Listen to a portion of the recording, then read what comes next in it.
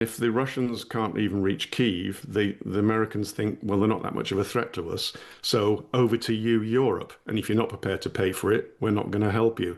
It's a new time. I really think we have to internalize that we are no longer in the post-Cold War era. We've moved out of that. Now, global affairs have been dizzying, a whirlwind this year, very much dominated in so many ways by one man. In case you've forgotten some of the things that have happened, we've been reporting. Here's a reminder. The golden age of America begins right now. Mr. President, dear Donald, this is really big.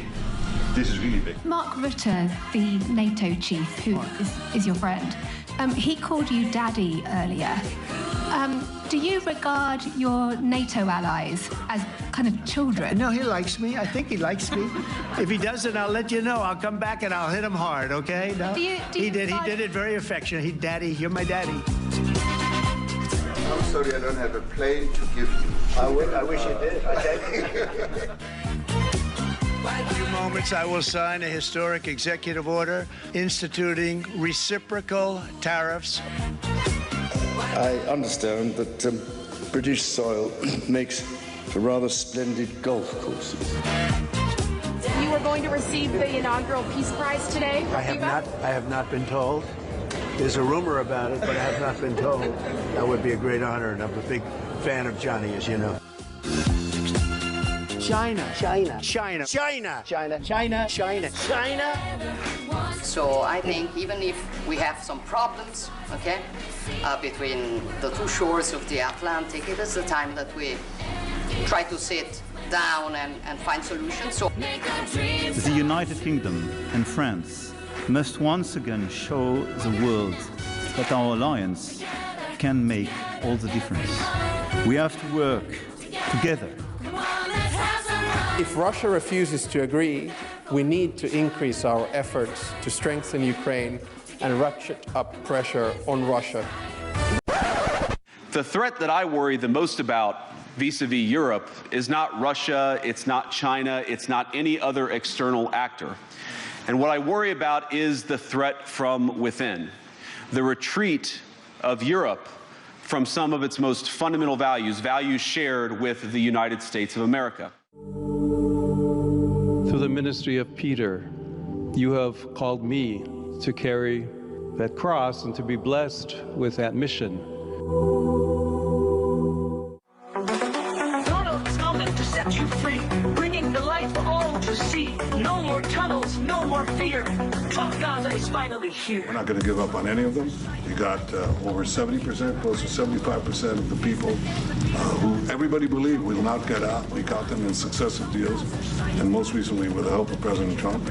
And we're not going to give up on our other war aims. Hamas is not going to be in Gaza. So it's a great thing. It's a great feeling. And we're very happy that hopefully the hostages will be out on Monday. The president is coming, and there'll be peace and lots of lives saved. And we couldn't be more, we feel blessed, Jared and I. Everyone says that I should get the Nobel Peace Prize for each one of these achievements.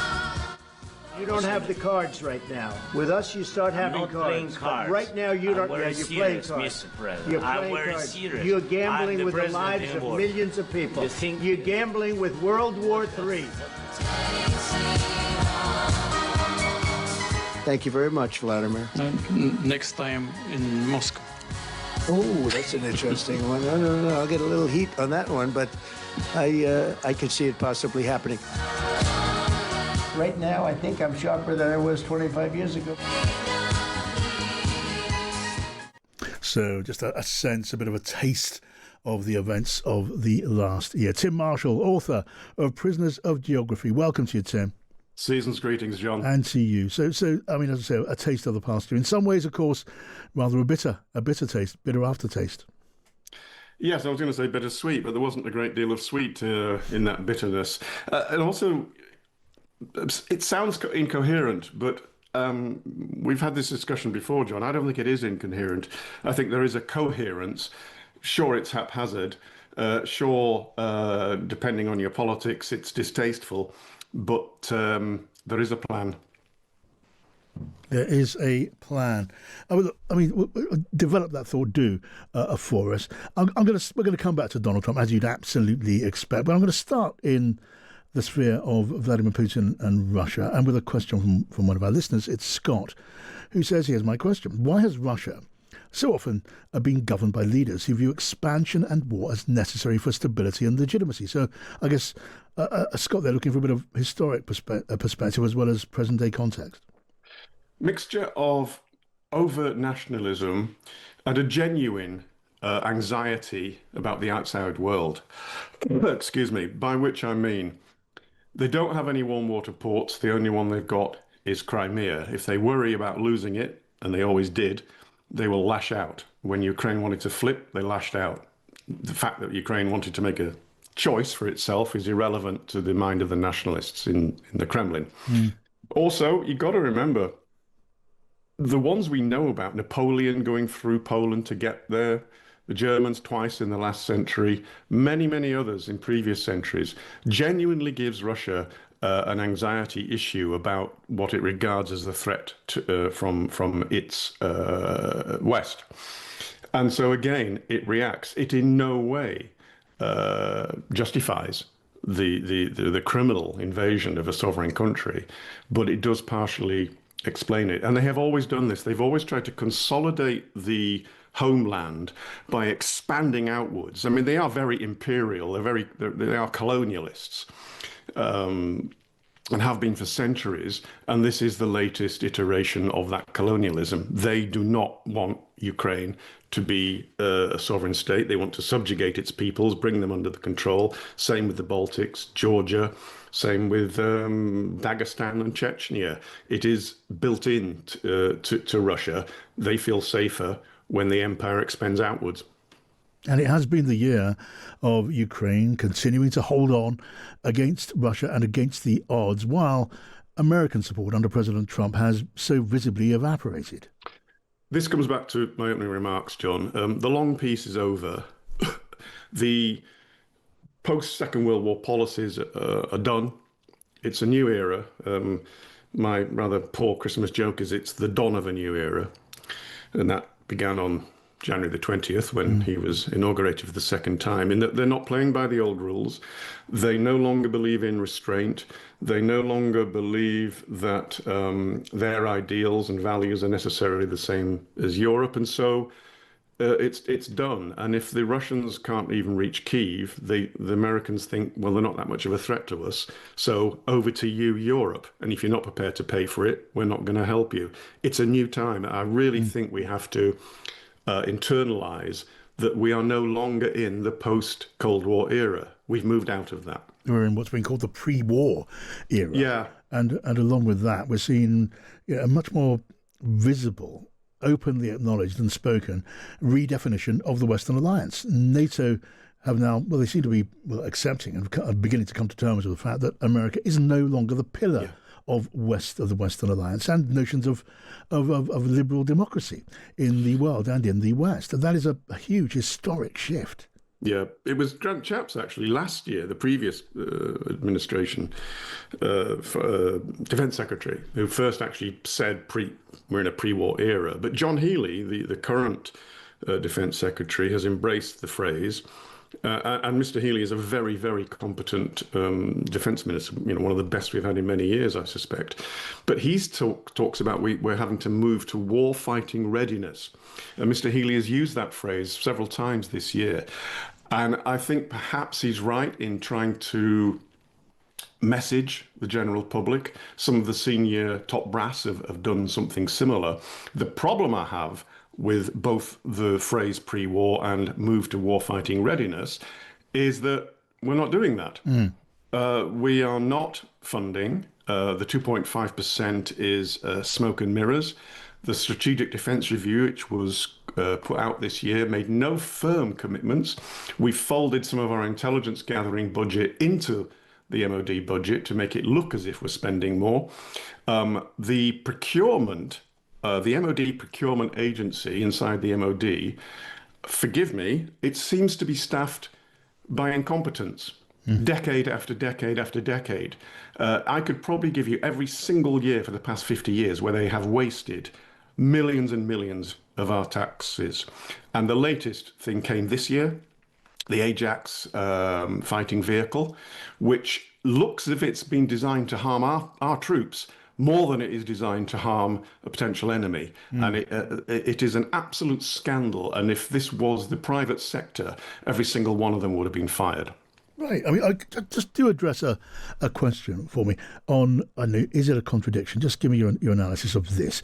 Because, as you say, the business of gearing up, not just getting into a different state of mind when it comes to the threat from Russia and the need to confront it, but also being ready to do that, we still hear and have heard throughout the year that, and this is an argument you'll hear too from Americans on those who would consider themselves in favour of peace. Some of those on the MAGA party, they will argue that, look, all this talk about a threat from Russia, but Russia can't even get away from the east of Ukraine. How could they take on a 30-nation military alliance? They could not win such a conflict. And yet you and I are sitting here saying we're not remotely ready for that war. Just reconcile those points. That's because, John, excuse me, the Ukrainians have put up an incredible fight and have innovated, and they are the ones who have ushered in the new warfare, which is drone warfare. But the mass of the Russian military means eventually, because Putin is prepared to sacrifice so many hundreds of thousands of young Russian men, they will eventually wear them down. But also, when you look at our much vaunted militaries, when you drill down into it and you think, how many troops could we actually field, for how long, how could we get them there, then when you look at the French military, the British military, the German military, and many others, they simply are not up to standard. The British army is at its smallest since, I think it's Napoleonic times. And so, although it looks like the Europeans should be, I mean, there's 500 million of them, and there's only 360 million Americans. So the Americans ask, why are we subsidizing 500 million Europeans to defend against 180 million Russians? The fact is that this battle-hardened Russian military force and its expansionist leaders do not intend to stop where they are at the moment. Yeah. We are not ready to genuinely put up a frightening opposition to them. And so that's why we're beginning to retool. But that's going to take at least 5 years. At the moment, we are actually beginning to build drones. But again, I mean, most people who follow these events saw this coming after the Azerbaijan-Armenia war about 5 years ago. Yeah. But it took Ukraine to wake some people up. No, the armed forces are being hollowed out. Germany is really, this year, Merz came into power, the German Chancellor, in February. He came in May. The election was February. And Germany is spending a huge amount. The other country is Poland.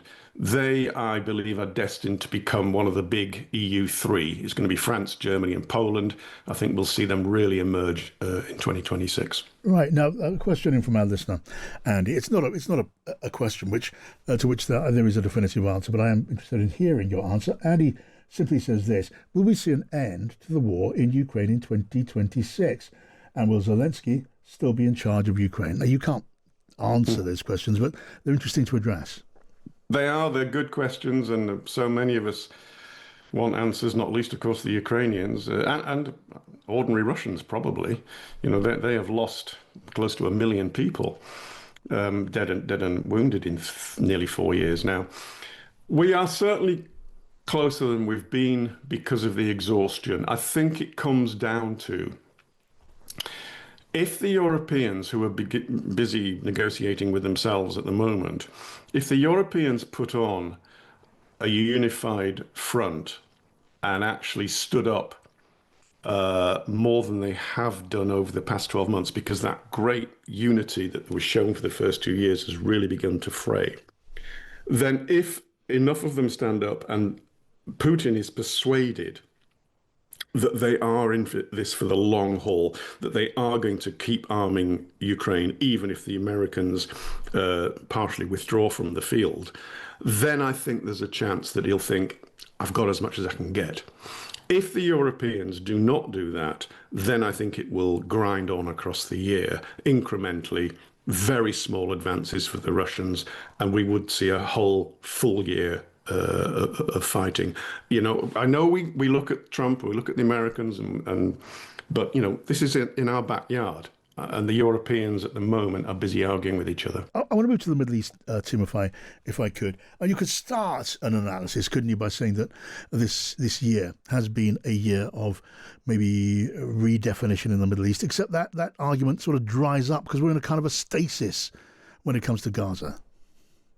We are, and I think it may well continue through next year, which is obviously a tragedy for the people in Gaza who are suffering as they've never suffered before.